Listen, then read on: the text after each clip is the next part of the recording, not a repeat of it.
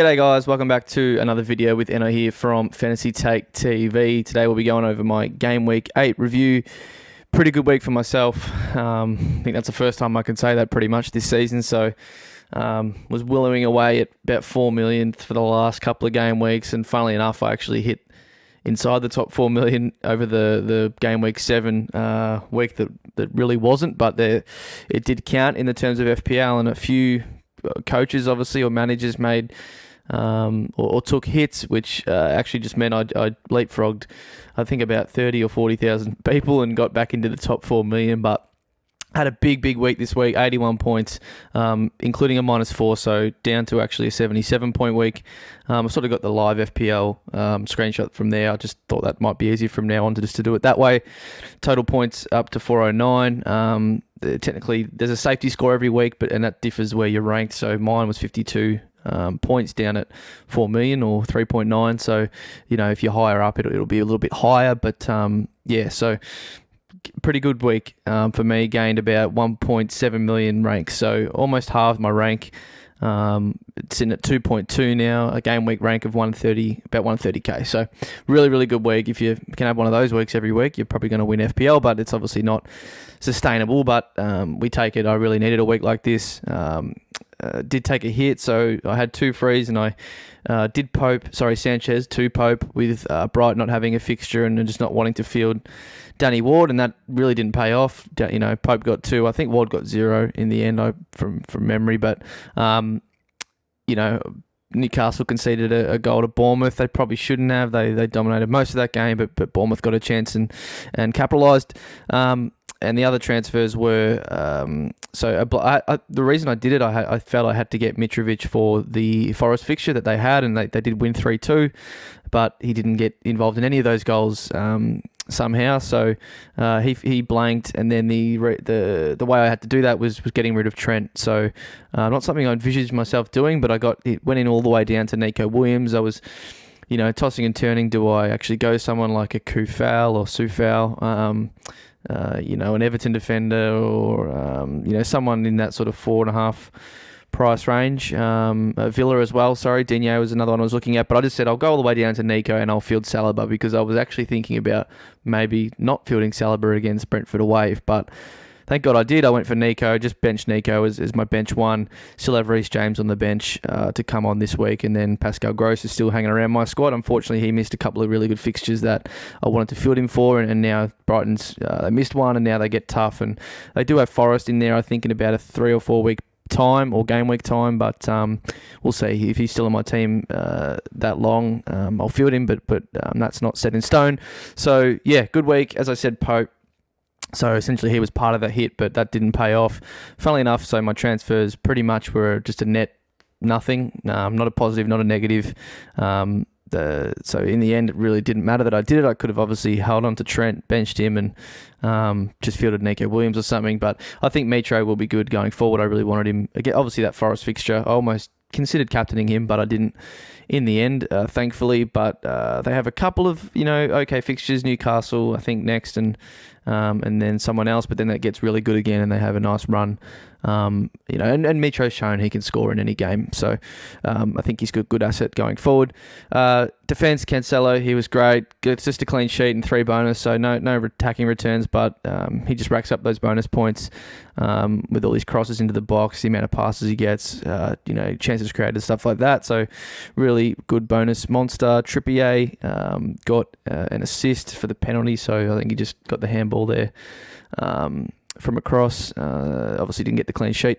And Saliba, goal header from the corner, which was awesome for the first goal for Arsenal in a 3-0 win. And then just racked up the 3 bonus as well, clean sheet. So really big haul from him, which was again much needed for me to have a really good game week. It was already going to be a pretty good one, but that really propelled me into the midfield. And so I had KDB. I've had him ever since my wild card, and obviously copped a benching. a couple of blanks. But yeah, he came through this week, and the annoying part is his ownership was a lot higher than it has been for the period I've owned him. But a lot of people went Salah to KDB. He got the 2 assists. He ended up with 1 bonus in the end. And a few did captain him as well, but 10-pointer, we take that. Phil Foden, super happy to see him get a goal. Phil I've had from the start of the season and owned him much of last year too, and he always plays. That's a good thing, but sometimes he doesn't get as many points as he could. But Haaland has really been hogging those points this season, and deservedly so and rightly so. But yeah, got his goal with a nice assist from Kevin, so that was really good for me as well. Very low owned. Martinelli, just a blank but clean sheet as well. 3-pointer from him. Not his best game, but again, others are stepping up in that Arsenal team. But Smith Rowe's still injured. Odegaard even missed that game as well. So we saw Vieira play, but Martinelli is definitely locked into that squad for probably all the season, really, unless fixtures come thick and fast and there's some rotation. Other than that, he's definitely locked in. Andreas, I fielded, so I know a lot of people would have wildcarded. I've obviously already used mine, and now some people may have or are using it this week. Andreas, I thought was really good to field against for us, but yeah, somehow him and Mitrovic playing striker and Cam didn't get involved in any goals, which is quite funny. But it was the 2 holding midfielders, I think Paulinho and Reed. And then I forget who scored the other one, but yeah, just funny how it works that way. So yeah, look, I field Andreas for a week, but he could be a field option down the track if you're still hanging on to him in your wild card and whatnot.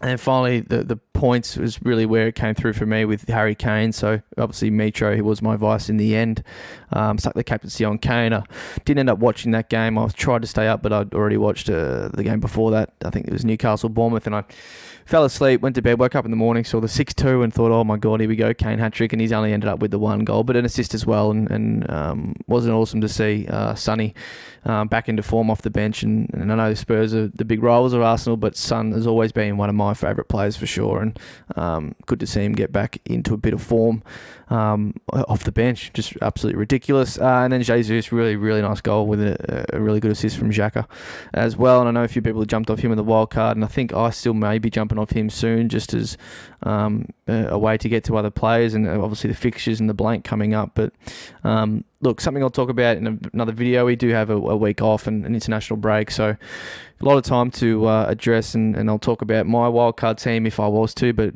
what I would do for you guys who are probably doing one, and then I may even stream the deadline for Australian time at a good time, maybe the Friday night or something. For that, which is the North London Derby on the Saturday night for us, which is the first fixture of Gameweek 9. So, yeah, I know a lot of people are wildcarding. The price changes are a bit weird at the moment with wildcards. People not rising that you should, or seem to be, and not many falls either. So it does change it a bit. It's really obviously hard to know what's going on. But Maddison is someone I'm heavily looking at. And I guess we probably should speak about Haaland. Not in my team. Do I get him in? And how? If so, how do I? So if you've got any ideas below, do help me out. But my initial instinct right now is to get rid of KDB, because obviously I have to get rid of a City asset. It could be Cancelo. A lot of people might say that, but I don't have enough money really to do it unless it's just Cancelo out and then Kane straight across, and then go back to KDB and Haaland. And then have the 3 attack, triple attack of City, which isn't the worst thing in the world. So there's obviously 3 ways. 3 City players, and one of them needs to go. My initial thought is KDB down to a Maddison. Maddison looks like a really good option. Forest game week 9, and then really good fixtures after that. And then Jesus up to Haaland, and I also have more than enough money to pull that off. And then go with Kane and Haaland as the 2 strikers. Salah, probably look to get him back for Kane at some point. But that's the way I'm leaning at the moment. And then obviously the other way is just to do Foden across to Maddison and Kane across to Haaland, and keep KDB. So it really comes down to which premium that I have, KDB or Kane, do I want to keep going forward? And I think there is a really good fixture for Kane coming up in game week 11. I believe it's Everton at home, and I think City play Liverpool. This looks like a really good week to captain him again, and he's been ticking along. He's been really good this season, probably the second best premium.